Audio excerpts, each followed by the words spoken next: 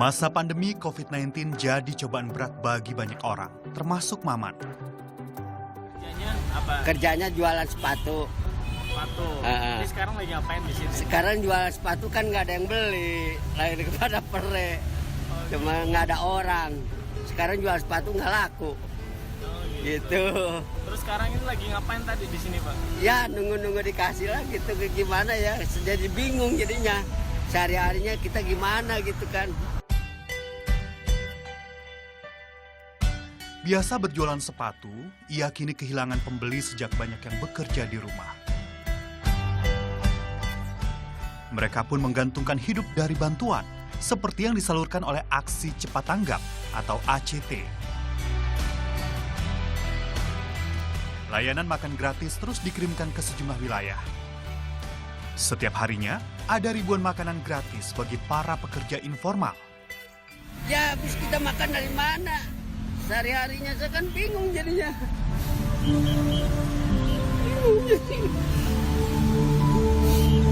Kalau nggak usaha dari mana ya Pak? Keluarga? Siapa enggak sendirian? Nggak punya keluarga.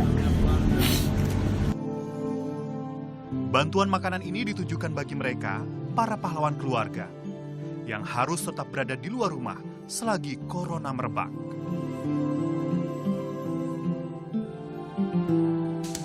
Tim gabungan relawan di Makassar menggelar aksi sosial untuk menghalau penyebaran virus corona. Aktivitasnya macam-macam, mulai dari penyemprotan disinfektan, pembagian masker, dan hand sanitizer.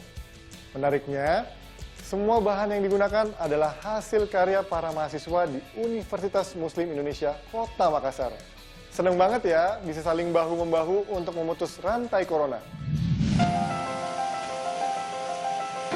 Gerakan relawan di Kota Makassar, Sulawesi Selatan membentuk aksi sosial untuk membantu tenaga medis di sejumlah rumah sakit. Aksi sosial tersebut berupa penyemprotan disinfektan, pembagian masker, dan hand sanitizer. Meski dihigapi rasa takut tertular virus COVID-19, tak menyurutkan relawan mahasiswa ini untuk terus turun ke lapangan membantu sesama. Selain penyemprotan disinfektan, relawan mahasiswa juga membagikan 5.000 masker dan hand sanitizer kepada pengunjung dan tim medis rumah sakit yang merupakan hasil karya atau buatan dari mahasiswa itu sendiri. Aksi sosial tersebut digalang untuk menanamkan sikap kepedulian kepada mahasiswanya terhadap bencana virus COVID-19 yang sedang melanda Indonesia. Kami memang punya tim relawan dan bantuan kemanusiaan sejak gempa dan tsunami dan likuifaksi di Aceh, terus di Sulawesi Tenggara, banjir bandang, dan di seluruh bencana di Sulawesi Selatan, kami selalu ada. Makanya kali ini wabah COVID-19 ini kami dedikasikan kegiatan di kampus. Walaupun pemerintah menganjurkan tinggal di rumah, tetapi kami memilih tinggal dalam kampus untuk memproduksi apa yang kami bisa lakukan, untuk membackup terutama tenaga medis, para teman-teman para medis yang ada di rumah sakit. Itu yang penting kita backup karena kekurangan APD dan kekurangan perlengkapan dan kebutuhan-kebutuhan yang menunjang kerja mereka. Jadi kita adakan penyemprotan di sepanjang jalan Mapaodang dan jalan Alodin. Lembang yang dipakai itu deterjen, sodium klorat, dan pembersih lantai. Selain di rumah sakit, relawan mahasiswa juga melakukan penyemprotan disinfektan, membagikan masker, serta hand sanitizer ke sejumlah rumah ibadah yang ada di Kota Makassar. Masih dari Makassar, dosen dan staf Universitas Muhammadiyah menyiapkan bantuan sembako untuk ratusan mahasiswanya. Pasalnya, masih banyak mahasiswa rantau yang masih tinggal di daerah penyebaran COVID-19 tapi tidak dapat mudik ke kampung halaman. Sementara di Tangerang, karena wabah corona, sejumlah mahasiswa yang tak bisa pulang harus bersabar menahan rindu mereka untuk ketemu keluarganya. Di tengah masa sulit pandemi COVID-19, jajaran staf dan dosen Universitas Muhammadiyah Unismuh Makassar membagikan sembako kepada mahasiswanya di Makassar, Sulawesi Selatan. Bantuan tersebut didistribusikan langsung ke rumah-rumah kos mahasiswa rantau dari berbagai daerah Indonesia yang masih ada di Kota Makassar.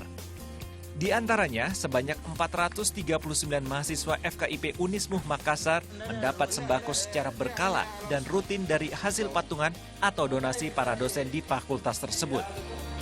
Berdasarkan data yang sudah divalidasi oleh tim dari prodi masing-masing, kemudian itu nantinya akan terdistribusi ke semua kos-kosan berdasarkan alamat yang ada di data tersebut. Kami tidak mau mahasiswa itu datang ke kampus sehingga terjadi pengumpulan massa yang banyak.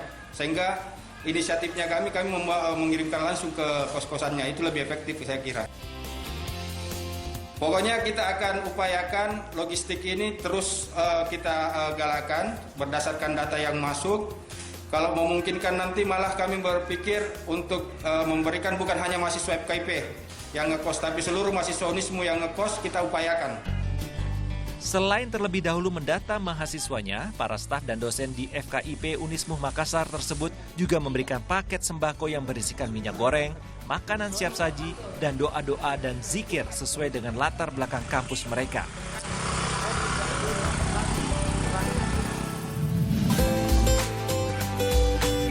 Sebenarnya sih takut, gelisah juga sebenarnya pengen pulang ke rumah gitu, tapi gimana ya, karena keadaannya kayak gini mending di kosan aja, di rumah aja gitu.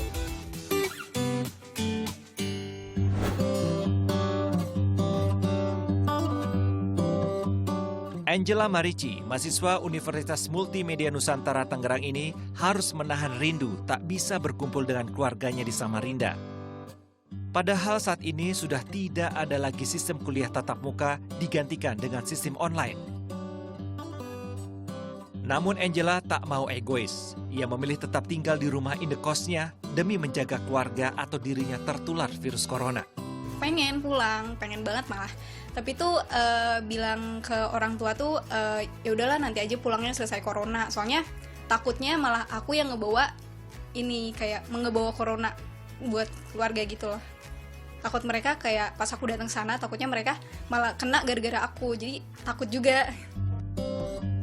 Meski lebih santai, Angela merasa kuliah online sampai akhir semester genap ini justru banyak kendalanya. Kalau nggak enaknya kuliah online itu kayak kita harus stay di laptop, itu bisa sampai seharian.